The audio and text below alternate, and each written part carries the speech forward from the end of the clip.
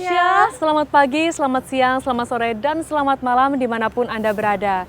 Saya Priyanka Arifia, finalis Miss Indonesia tahun 2024, perwakilan dari DKI Jakarta bersama dengan Horonisa Fuji, perwakilan dari Nusa Tenggara Barat. Yang hari ini akan berbincang mengenai topik yang memang seringkali dibahas di berbagai belahan dunia, termasuk di negeri kita tercinta Indonesia.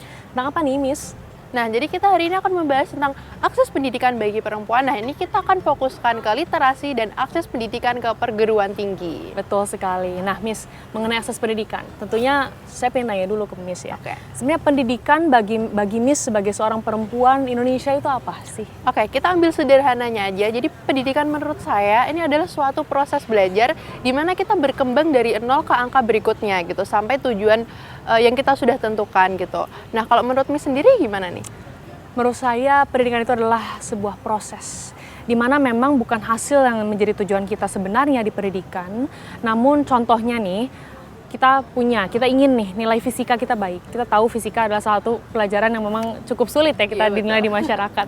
Nah, bukan nilai fisika yang memang menjadi tujuan utama, namun adalah bagaimana proses kita berintegritas, berdisiplin, dan juga tidak mudah berjuang dalam mencapai hal tersebut. Itulah yang namanya pendidikan, di mana kita menambah value di dalam diri kita, bagaimana kita terus berproses, yang tadinya tidak tahu menjadi tahu, yang tadinya tidak bisa menjadi bisa.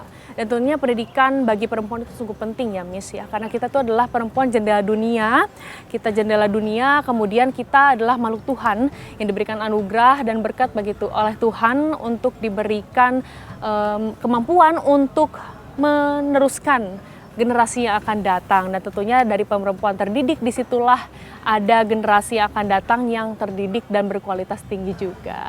Oke, baik. Kita akan lanjut ke topik fokusan kita hari ini, yaitu bagaimana nih akses pendidikan di domisili yang Miss tinggali saat ini.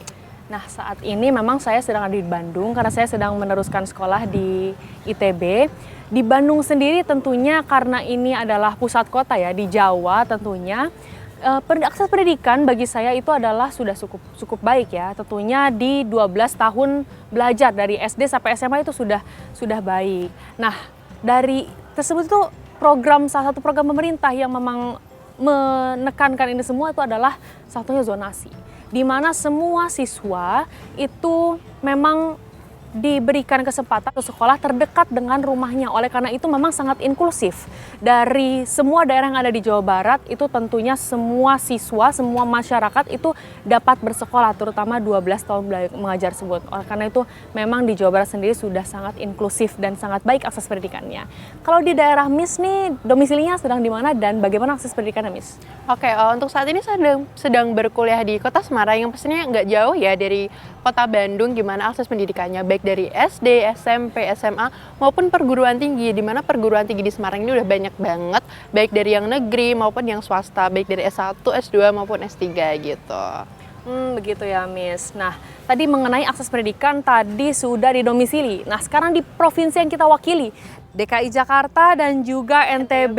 Jauh sekali ya, sebenarnya kita ini LDR istilahnya ya. Memang dari jarak yang jauh tersebut pasti adanya kesenjangan juga, nih maksudnya kesenjangan ya. Ada juga perbedaan mungkin yang ada di masing-masing daerah. Nah, mungkin kalau Jakarta dekat dengan Bandung sudah tidak penasaran lagi mungkin ya pemirsa ini. Nah, kalau misalkan di NTB seperti apa?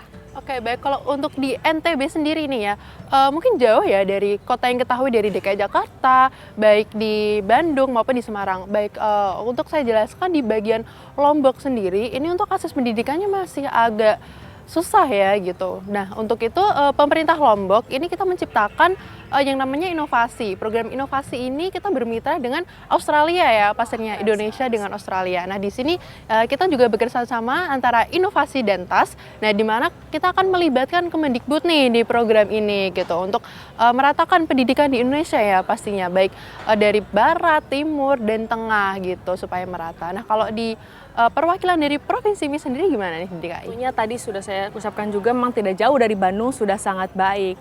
Nah, kemudian dari NTB sendiri memang sudah kita bisa lihat bahwa pemerintah itu sangat berusaha untuk akses pendidikan ini.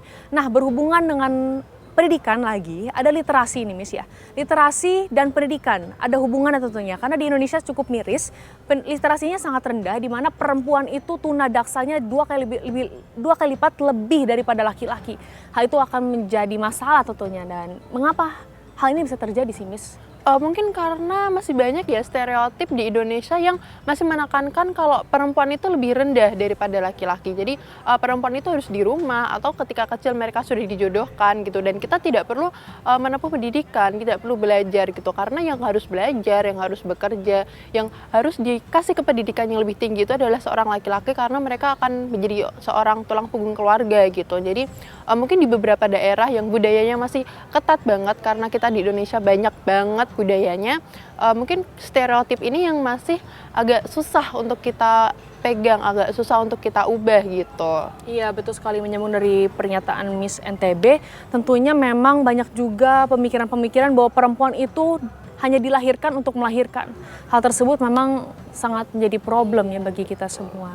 Nah, tadi kita sudah membahas mengenai akses pendidikan di pendidikan yang general ya, 12 tahun wajib belajar. Nah, di perguruan tinggi nih ya, karena kebetulan memang latar belakang kita yang satu sedang S1, yang satu sedang S2. Nah, bagaimana nih Miss akses pendidikan yang Miss rasakan di perguruan tinggi ini seperti apa bagi perempuan?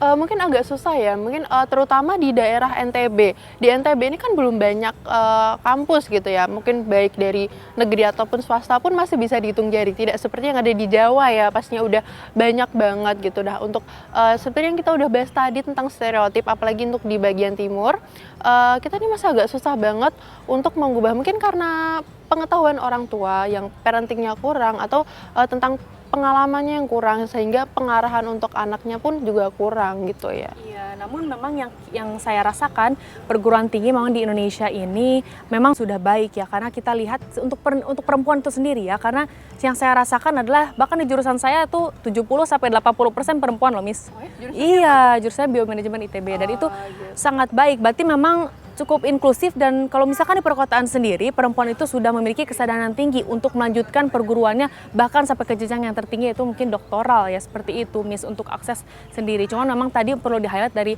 ucapan dari Miss NTB adalah mengenai yang ada di wilayah luar Jawa, terutama di 3T, itu harus menjadi highlight bagi kita semua. Nah, tentunya tadi sudah kita bahas banyak nih mengenai akses pendidikan. Nah, mungkin saran saya ya untuk selanjutnya mengenai akses pendidikan, memang betul kita harus melakukan penyuluhan-penyuluhan ya, terutama ke tadi wilayah di luar Jawa dan 3T, dan penyuluhan itu tidak bisa dilakukan hanya untuk ke wanitanya saja, ke perempuannya saja, namun ke keluarganya, karena memang stereotip itu berasal dan berakar dari keluarga sendiri ya. Iya betul.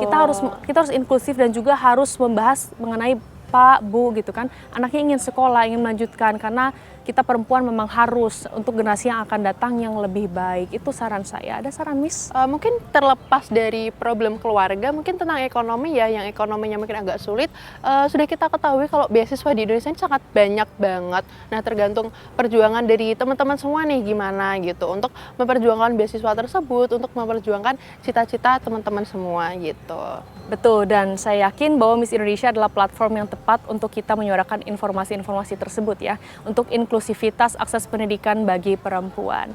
Dan kalimat pernyataan tadi menutup perbincangan kita pada sore hari ini. Betul. Terima kasih semuanya. Sampai jumpa.